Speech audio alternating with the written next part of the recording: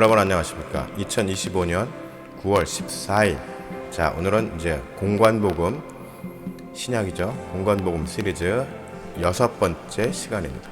자, 오늘은 하나님의 섭리에 대한 올바른 이해라는 제목으로 마태복음 2장 13절에서 18절을 본문으로 해서 함께 말씀을 나눠보도록 하겠습니다.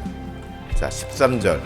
그들이 떠난 후에 주의 사자가 요셉에게 현몽하여 이르되 헤롯이 아기를 찾아 죽이려 하니 일어나 아기와 그의 어머니를 데리고 애굽으로 피하여 내가 내게 이르기까지 거기 있으라 하시니 14절. 요셉이 일어나서 밤에 아기와 그의 어머니를 데리고 애굽으로 떠나가 15절. 헤롯이 죽기까지 거기 있었으니 이는 주께서 선지자를 통하여 말씀하신 바 애굽으로부터 내 아들을 불렀다함을 이루려 하심이라. 16절. 이에 헤롯이 박사들에게 속은 줄 알고 심히 노하여 사람을 보내어 베들레헴과 그 모든 지경 안에 있는 산의 아이를 박사들에게 자세히 알아본 그 때를 기준으로 2살부터 그 아래로 다 죽이니 17절. 이에 선지자 예레미야를 통하여 말씀하신 바 18절. 라마에서 슬퍼하며 크게 통곡하는 소리가 들리니 라헬이 그 자식을 위하여 애곡하는 것이라. 그가 자식이 없으므로 위로받기를 거절하였다 함이 이루어졌느니라. 자, 성탄절 전후로 해서 아기 예수님의 탄생에 관한 여러 설교들이 교회의 단골 설교 주제입니다. 근데 오늘은 뭐 성탄절도 아니고 아직도 많이 남았죠. 제가 딱히 뭐 어느 절기에 맞는 설교를 하는 스타일도 아닙니다. 그저 성경을 차례대로 읽으면서 주시는 메시지를 전하는 입장이다 보니 예수님의 어린 시절에 대한 주제가 오늘 또 딱 이제 차례가 왔기 때문에 오늘 메시지로 이제 정하게 되었습니다.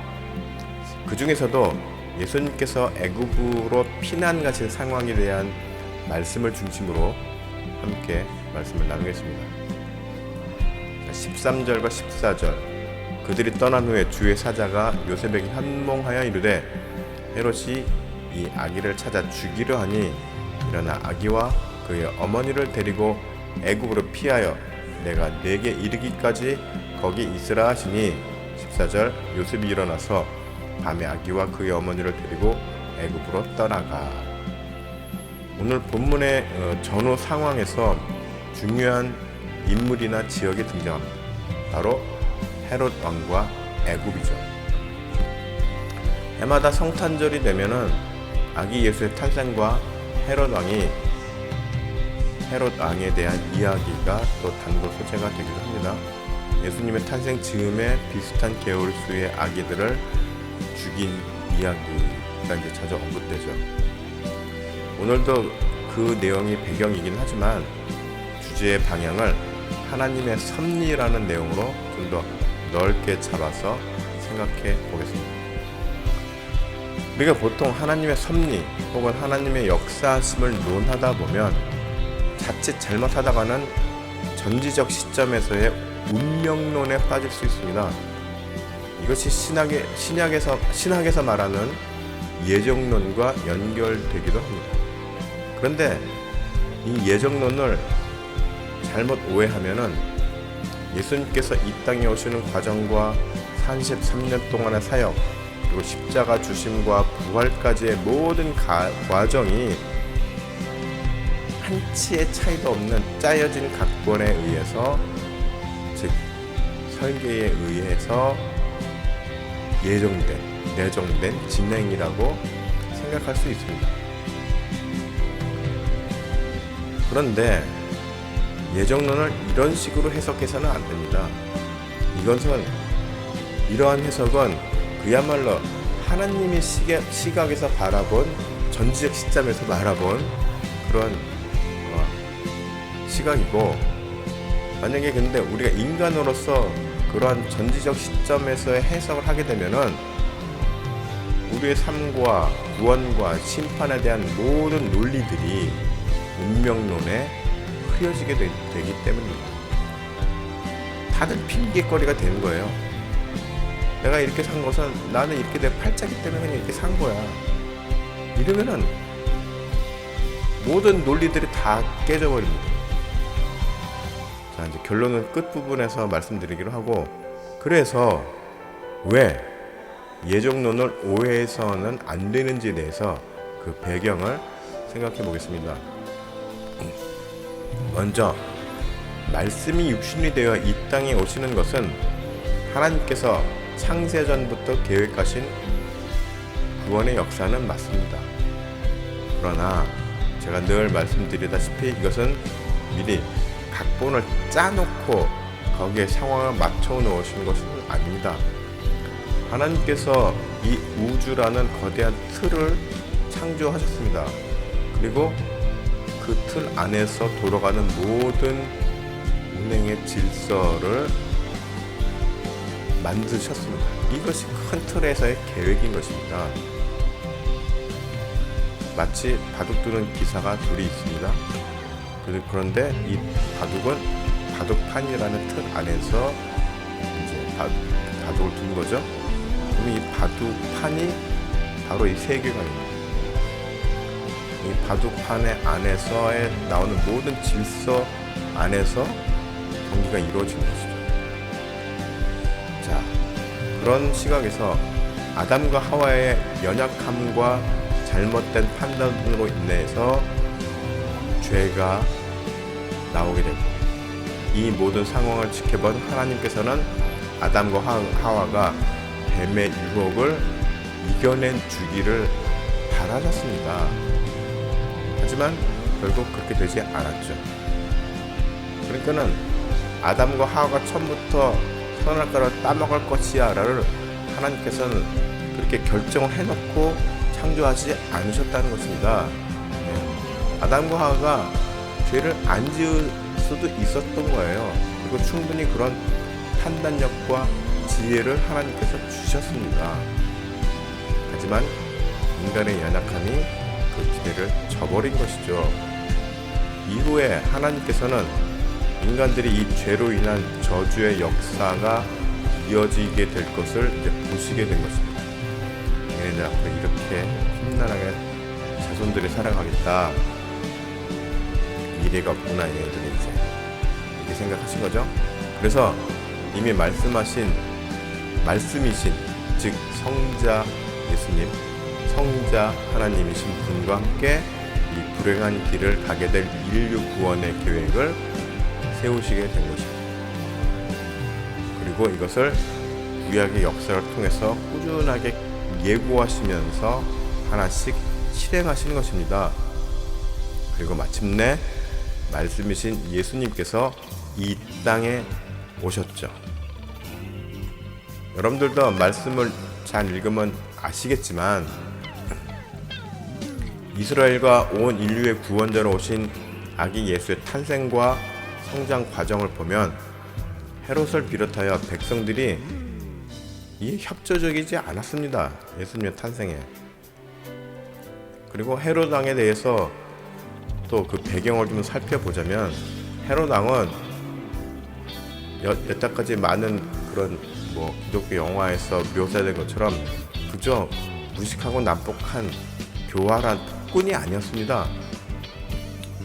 헤롯의 집안은 이두메인이었습니다. 이두메인. 유대인이 아니었어요. 정통 유대인 집안이 아니었죠.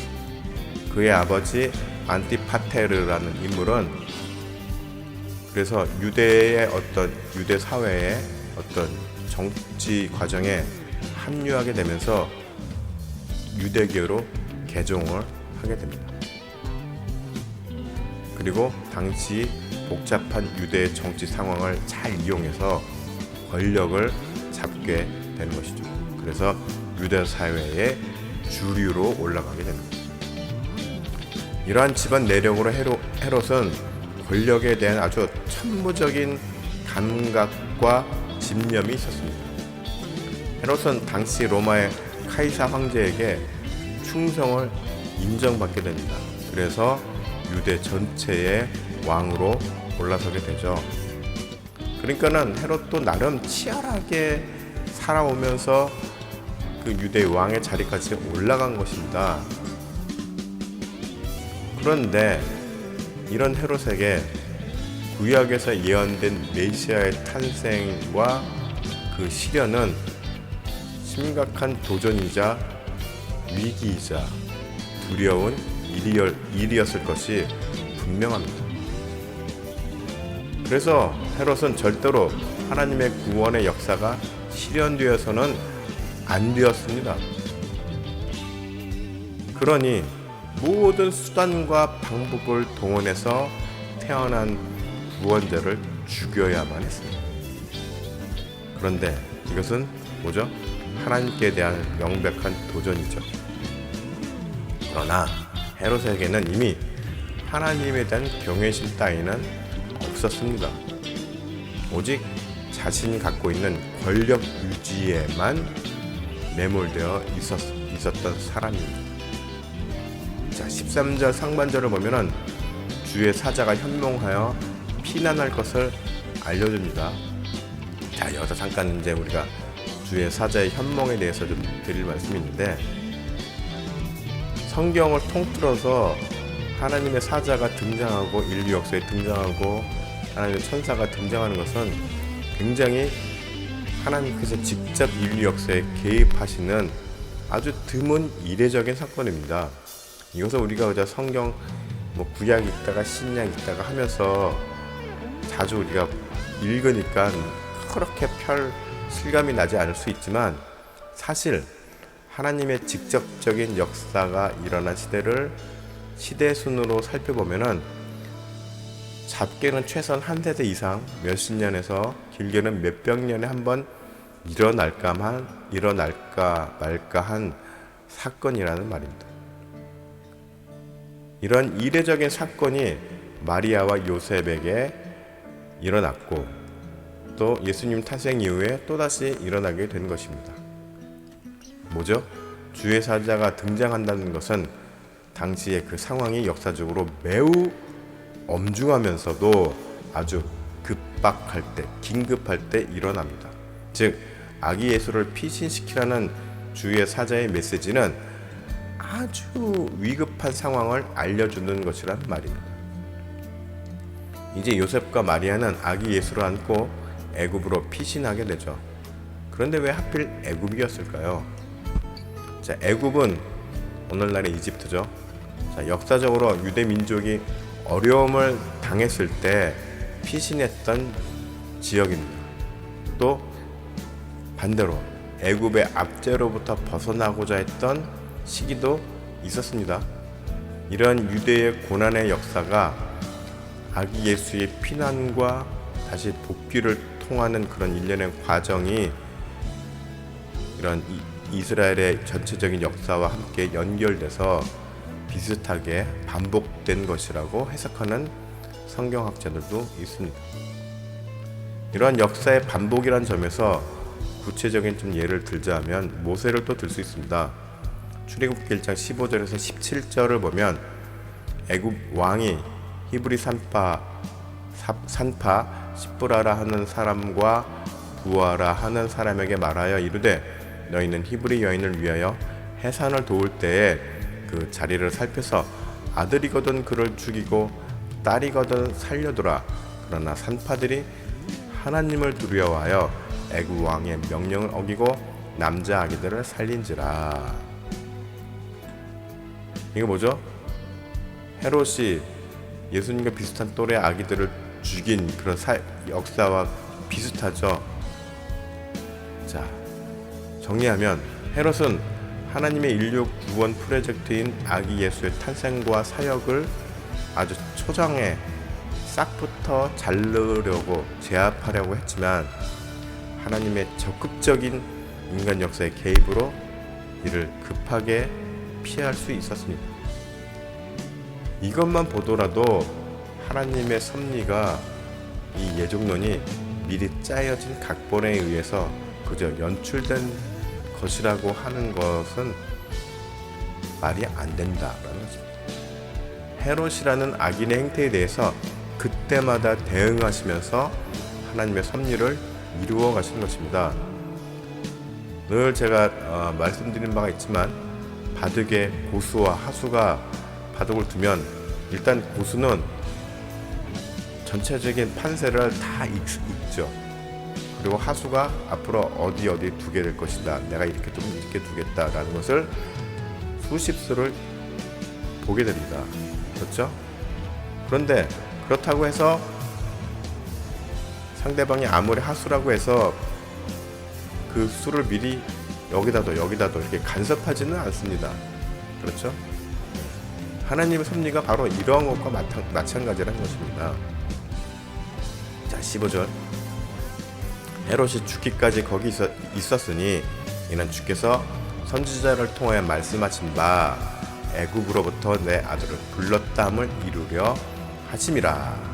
자, 15절의 말씀은 이제 제가 지금까지 말씀드린 섭리의 배경으로 이해하시면 됩니다. 15절에서 언급하신 선지자는 호세아입니다.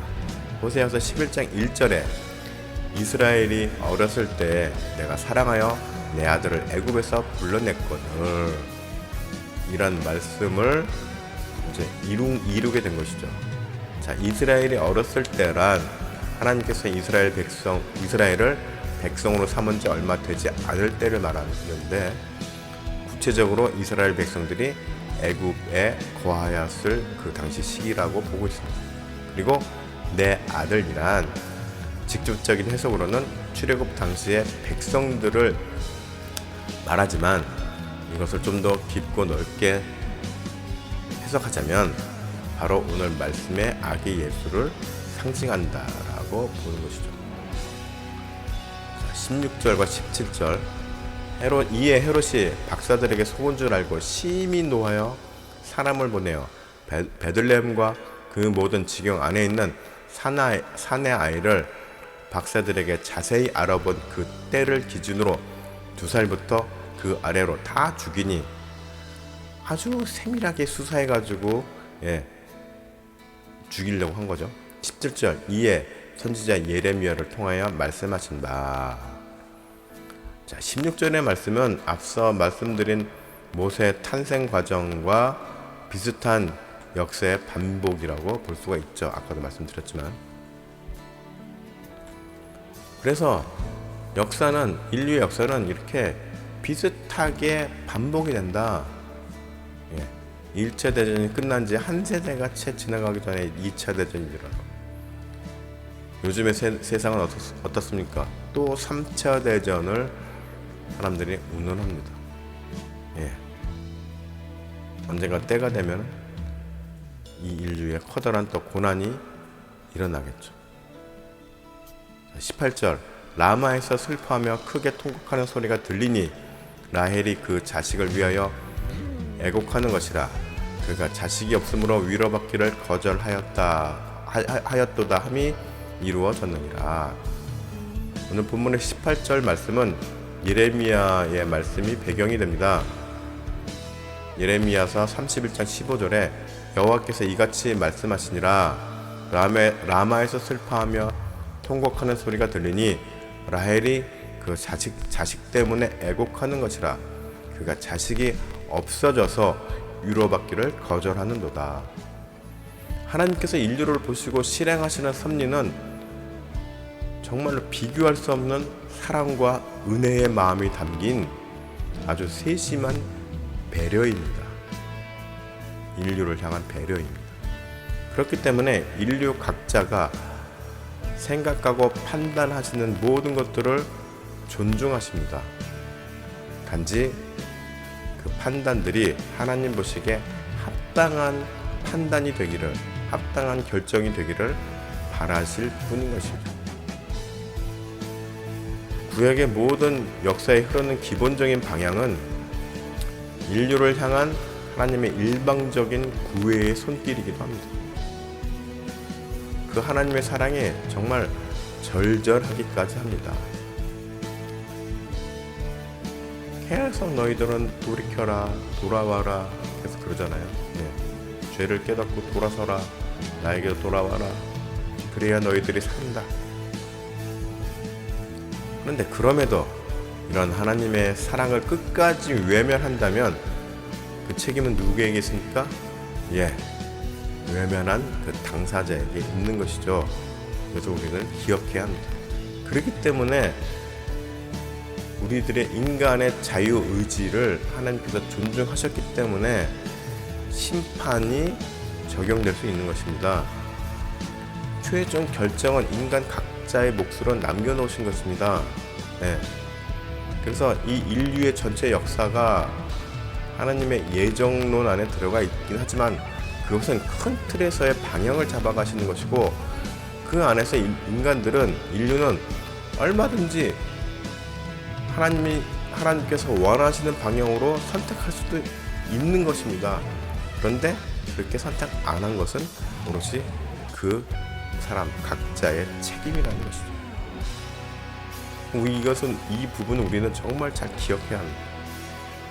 그래서 우리 모두는 독생자를 이 땅에 보내신 하나님의 섭리를 깊이 이해하며 그 깊이에 맞는 말씀을 묵상하고 세밀하게 묵상하고 하루하루를 정말로 지혜로운 순종의 삶으로 살아가는 그런 복된 성도들이 여러분들이 되시기를 축복합니다.